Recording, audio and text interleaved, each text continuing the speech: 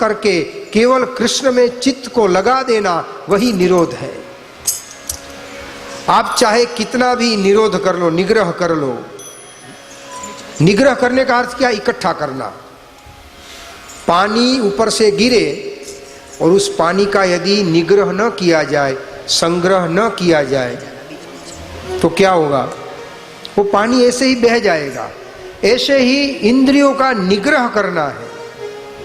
पहले इंद्रियों को निग्रह करो, तपस्वी बनाओ इंद्रिय को, और उसके बाद प्रभु के चरण में ले जाओ। हम क्या करते हैं? सारी इंद्रियां पहले संसार में बराबर संसार का उपभोग कर ले, इंद्रियां थक जाए, उसके बाद भगवान के पास जाते। जब आंख देख न पाए फिर कांच लेके देखते हैं, चश्मा लगा के देखते हैं। कान का उपयोग करते हैं संसार के लिए। जब कान शिथिल हो जाए फिर हम जाते हैं कथा सुनने।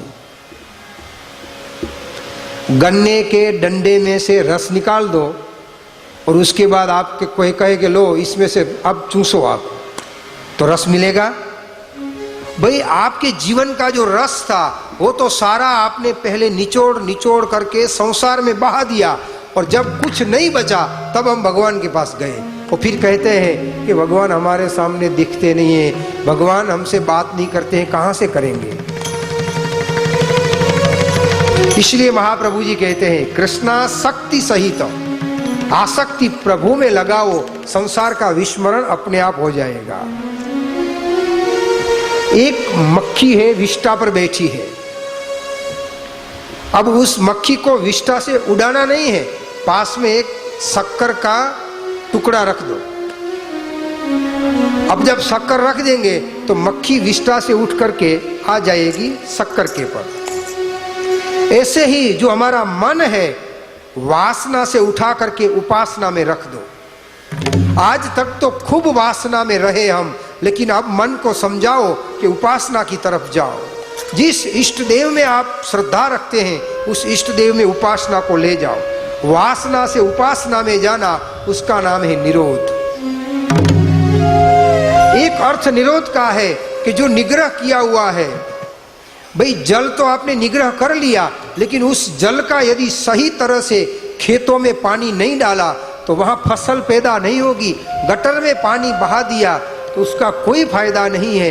ऐसे यदि हम निग्रह कर लें, लेकिन निग्रह के बाद यदि उसको ठीक तरह से प्रभु की ओर नहीं बहाते तो उसका कोई अर्थ नहीं है। निग्रह भी करना है ठीक से और निरोध भी ठीक से करना है। ही हमें दशम स्कंद की कथा समझाती है।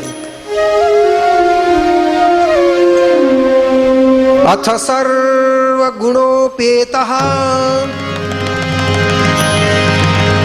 काल परमशो। कि राजा अब तक जो कथा सुनी ने वो तो कोई हाथ की कथा थी, कोई पैर की कथा थी, कोई कथा वक्षस्थल की थी, कोई वामस साइड वक्षस्थल की थी, कोई दक्षिण साइड के वक्षस्थल की थी, कोई कथा उदर की थी, कोई साथल की कथा थी। लेकिन अब जो मैं कथा सुनाने जा रहा हूं ने वो हृदय की कथा है। शरीर में चाहे सारे अंग ठीक हो, लेकिन यदि हृदय ठीक ना हो तो सब अंग बिगड़ जाएंगे। हृदय बंद हो गया तो सब बंद हो गया। राजन, ये जो कथा है ने ये कृष्ण की कथा है। जिस कथा करने के लिए मैं खुद तड़पता रहता हूं वह कृष्ण की कथा में करने जा रहा हूं। तुझे कोई प्यास लगी है, भूख लगी है तो राजा मुझे कह दे। राजन ने कहा कि गुरुदेव आपके मुखारविंद से जो अमृत बह रहा है, मुझे न कोई भूख है न प्यास है। जिस कथा के लिए आप तलस रहे हैं उसी कथा के लिए मैं भी तलस रहा हूँ। गुरुदेव आप मुझे वो कथा सुनाइए, उस कृष्ण की कथा सुनाइए, उस आनंद की कथा सुनाइए, उस मधुर की कथा सुनाइए। कैसे हमारा कन्हैया, भगवान कृष्ण का स्वरूप आप देखो। भगवान कृष्ण जहां भी खड़े होंगे ने वो वक्र है, वक्र। कन्हैया बांका है, राम भगवान हमेशा सीधे, भगवान शिव यदि खड़ा स्वरूप होगा तो वो भी सीधे। आप चाहे किसी भी नारायण का स्वरूप देखो सीधा, लेकिन कृष्ण कैसे हैं?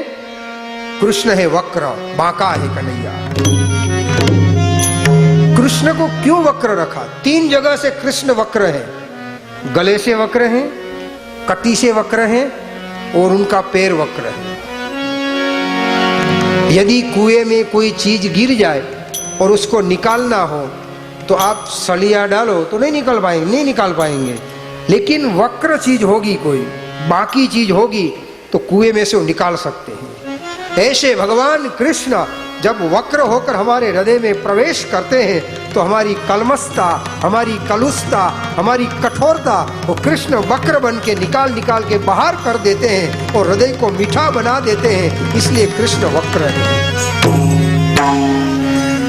एक अर्थ है कृष्ण इसलिए वक्र है, कील होती है ना वो सीधी होती है। आप कील को यदि दीवार में गाड़ेंगे फिर उसको थोड़ा हिलाएंगे तो निकल जाएगी, लेकिन स्क्रू होता है ना वो वक्र होता है। कृष्ण कैसे हैं? वो जल्दी हृदय में प्रवेश नहीं करते हैं, लेकिन एक बार किसी के हृदय में कन्हैया ने प्रवेश कर लिया, सारी दुनिया चाहे कितना भी प्रयत्न करे लेकिन कृष्ण को हृदय में से बाहर निकाल नहीं सकते। इसलिए कृष्ण स्क्रू जैसे वक्र है।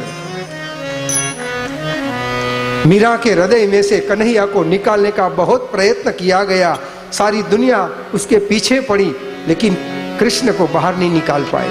नरसी के सामने पूरी नागरी नाथ विरोध करने लगी, लेकिन एक बार नरसी के हृदय में कृष्ण स्क्रू की तरह फिट हो गए, फिर कृष्ण को निकाल नहीं पाए। ऐसे हमारा कन्हैया है, कृष्ण है। ऊपर क्या है? मयूर पे